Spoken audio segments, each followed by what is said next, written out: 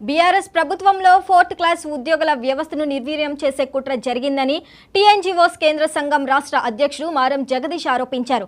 కింది స్థాయి ఉద్యోగులను కాంట్రాక్ట్ అవుట్సోర్సింగ్ పద్ధతిలో నియమించానన్నారు. 4th క్లాస్ ఉద్యోగుల వ్యవస్థను కాంగ్రెస్ ప్రభుత్వం పునరుద్ధరించాలన్నారు. నాంపల్లిలోని తెలంగాణ 4th క్లాస్ ఉద్యోగుల సంఘం కార్యాలయంలో జరిగిన గడ్డం జ్ఞానేశ్వర్ జన్మదిన వేడుకల్లో మారం జగదీష్ పాల్గొన్నారు.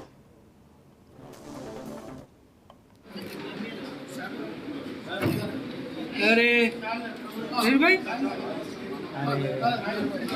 अजय भाई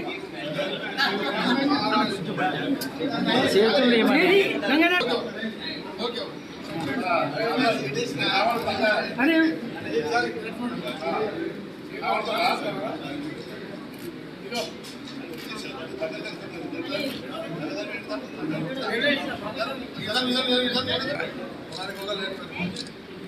అన్న వన్ సెకండ్ అన్న జగన్న ఒక పెట్టే ప్రశ్న రైట్ సత్యన్న మరి గత ప్రభుత్వంలో చాలా మంది 85 నుంచి రిక్రూట్మెంట్ లేదు, క్లాస్ వర్క్ అనేది ఉండదు, అవుట్ సోర్సింగ్ విధానాన్ని తీసుకొచ్చారు. అది నిజంగా చాలా తప్పు.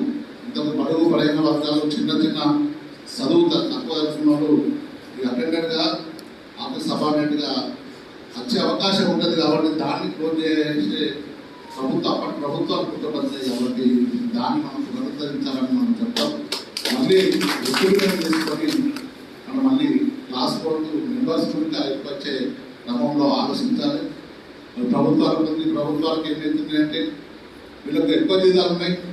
ఇప్పుడు ఏమైనా అవుట్సోర్సింగ్ వేస్తే తక్కువ జీతంలో ఒకరి జీతంలో 4-5 పనిచేస్తారనే ఉద్దేశంతో ఉన్నట్టు నాకు వస్తుంది. అటువంటి చేయకుండా ప్రభుత్వ ఉద్యోగుల కాపాడుకోవాల్సిన బాధ్యత ప్రభుత్వాలపైన ఉన్నది. మరి అన్ని సమస్యలు పరిష్కరించడం చెప్తుంటే ఇది చూసే వరకు రాష్ట్ర కార్యాలయమే ఇలా హౌసింగ్ బోర్డులో ఇలా కిరాయి ఉన్నట్టు తెలిసింది. దీని భవనాన్ని కట్టుకోవాల్సిన బాధ్యత మనపై ఉన్నది.